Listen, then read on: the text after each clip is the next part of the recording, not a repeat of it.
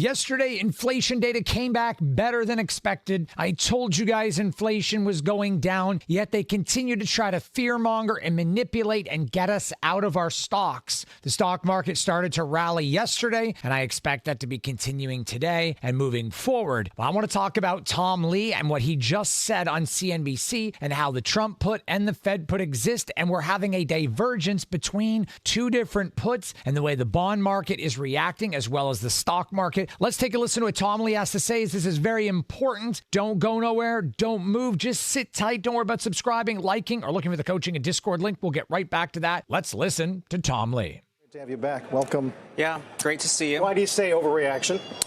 Well, yesterday really was an indiscriminate selling day. Did Tesla's valuation and fundamentals drop 15%? Did the broad market have a 4% decline in valuations? To us, it really looked like a lot of liquidation. I think investors are, of course, reacting to the White House warning of pain ahead, but it has been more of an equity sell-off than it has been in corporate bonds. So to us, 4% down days, yeah, I think it's an overreaction. Yeah, how do you best explain that difference between what equities have done and what we've seen in IG and even high yield? Well, I think on the stock side, markets are now saying, look, the new regime is we have to take the tariffs seriously. Now we don't know how long these tariffs might be. Will it hurt growth? And we've seen cuts from economists. But the bond market is saying, well, you know what? This is a growth scare. But the Fed is also now in a position to begin cutting because inflation pressures are abating. So I think the bond market is sort of pricing in a Fed put. The stock market saying, I'm not sure if there's a White House put, and then the Fed's on hold, and I think that's the divergence. So which one should we be listening to? Well, I think the Fed put, in fact, is probably coming back because the odds of a May cut have been inching up. They hit 54% yesterday. And, in fact, total cuts hit 3.5 cuts, which is now 2.5 or 1.5 more than the Fed's guided.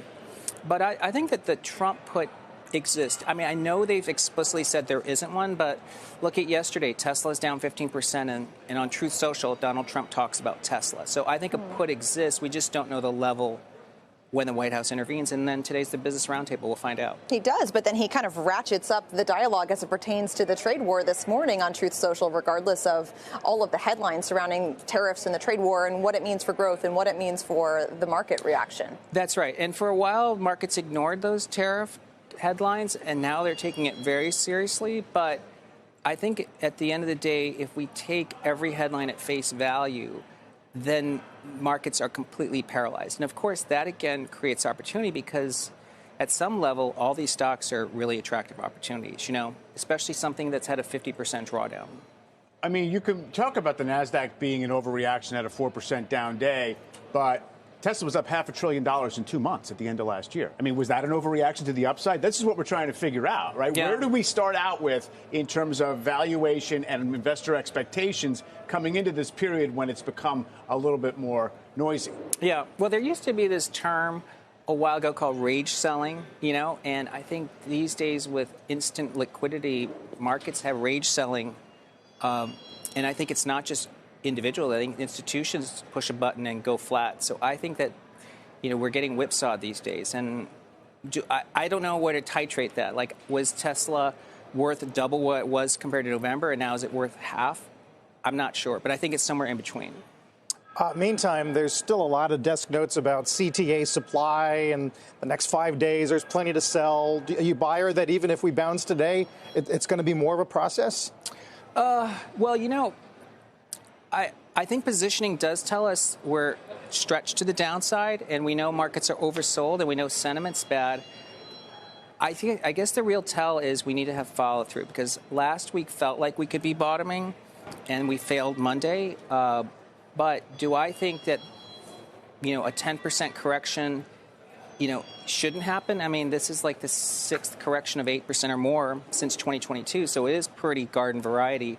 But, getting down more than 10% to me is like we've got proof of a recession. And I think that that's why the data points next few weeks are going to matter. Yeah. So if we do draw down 10, you'll want to talk again. Yes. Okay. Tom, We're thanks. close. Yeah. Well, maybe before. Tom Lee, thanks so much. Thanks. So you heard what Tom Lee had to say. He explained that the bond market is pricing in the lower inflation levels. However, there's also the question of the Trump put and whether or not it is really in play and how big it really is. Tom Lee explained that Trump did talk about Tesla on Truth Social when things started getting worse for Tesla the other day, which means he is reacting and there is a put there, but to what level we don't know. We also have to think about the Fed put, but remember, with inflation dropping, like Tom Lee said previously a few months ago, dropping like a rock, and now it's dropping it again, it brings the Fed put into play. So there's a divergence there with expectations and fear between the Trump put, the Fed put, the bond market, and how the stock market is uncertain and reacting in that way versus the bond market that is now starting to price in inflation going down and possible rate cuts. So there's a lot of divergence going on, which is the reason for the VIX going up and going down crazily like it has, and the stock market going up and down. One of the greatest things you can do in a situation like this, and I teach this to my students, is to buy the dip. When stocks like SoFi go from 16 or 17 or even $18 down to 11, you buy that dip. You dollar cost average. It's very important, which is why I say don't add any more than 3 to 5% of your portfolio to one stock. So if you have to dollar cost average, you can add another 2 or 3%. If it goes down, another 2 or 3%. If it goes up, another 2 or 3%. Then you can stay between 10 to 15% even with that dollar cost averaging while getting your lower cost on the stock and accumulating more shares. The Trump put exists. The Fed put exists. We are going to get rate cuts like Tom Lee said, and he did explain that it's now 54%, almost 55% likely they're going to cut before May. However, when interest rates get cut, money moves its way into the stock market very quickly because there's less money to be made elsewhere. For example, if you have $100,000, 4% in a SPAX account right now would be $4,000 a year. When the rates get below 3%, it would only be $2,000 or $3,000 a year. That's very low compared to 5%, which would be $5,000 per year. When you go from 5% to 3% or 2.5%, that is half. You can make a lot more money in the stock market no matter what. But when interest rates are below 3%, it makes no sense to have a majority of your cash in those accounts. And that's typically what happens in the stock market. The big question here is whether or not the overreaction in the market was warranted. And I believe there was a lot of panic selling, a lot of overreaction. There was stop loss hunting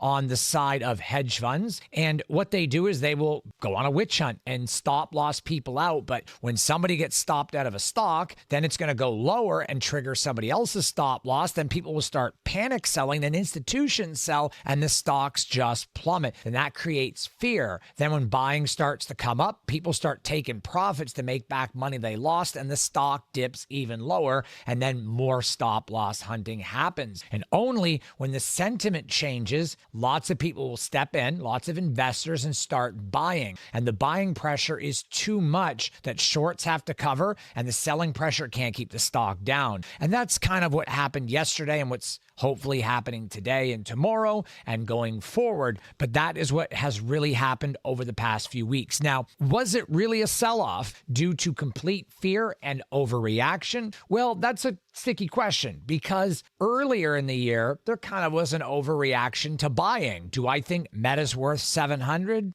Not really. Do I think Tesla's worth 450 to 500?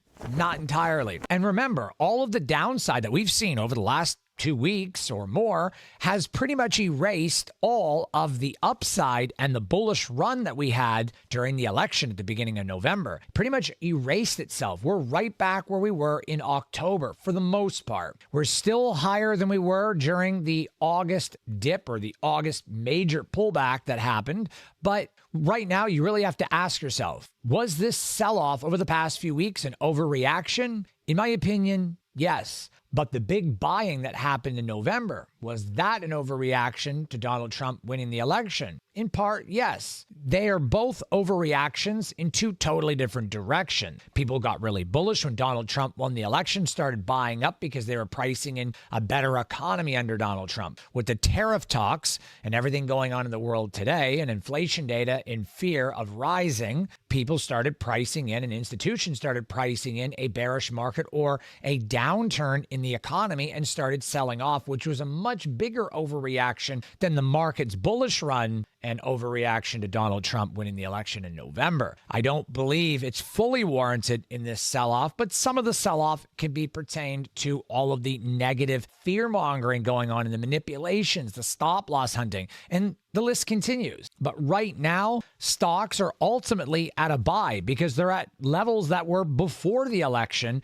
which were already somewhat low. And this is the perfect time to start making entries slowly and being cautiously and watching the market. Inflation data is down, unemployment down, jobs available up, jobs added are up. Not only that, we are on the horizon, on the cusp of an interest rate cut, which is going to be even better. But not only that, PMI manufacturing data came out pretty good, and PMI services data came out even better and consistently expanding in the services. And this is going to be another big benefactor for the stock market. And I think in the coming weeks, things are going to gradually get better, and they could get better even sooner than that. But typically with the stock market, you have to be very careful because if you're selling covered calls right now or naked calls, they could get fried. You'll get out at a loss. And as soon as you do that, the stock will plummet and then your puts will be in the red. The volatility is something to not take lightly. You must be careful. Like Tom Lee said many times, this year could be an incredible year. The SPY could hit 660.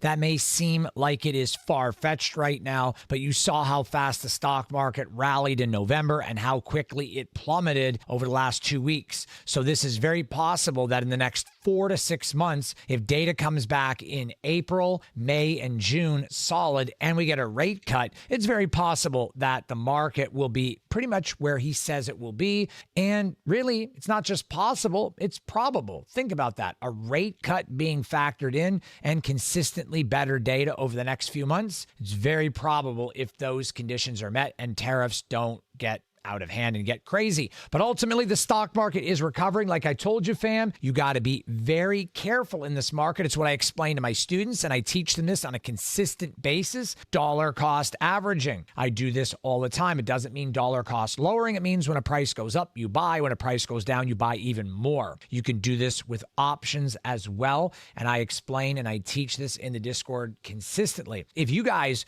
are new to the market, maybe you're losing money, or maybe you just want to retire early, maybe you want to learn how to invest and trade properly, I would love to help you, fam. It's what drives me every single day. I achieved financial freedom, and I told myself when I did this, I would help others do the same thing. You guys can sign up at any time at investwithcorey.com. The link's in the information box below. Just click on training, watch the video. It will answer some of your questions. Then you can book a call with my team and I so that I can help you achieve your goals. You can see on the screen all the profits my students have been making. And even in a down market, I have students that are making $3,000 to $5,000 a week with specific strategies for this type of environment. If you'd like to take control of your financial future, I look forward to seeing you real soon. Thanks so much for being here, guys. I will catch you on the next upload.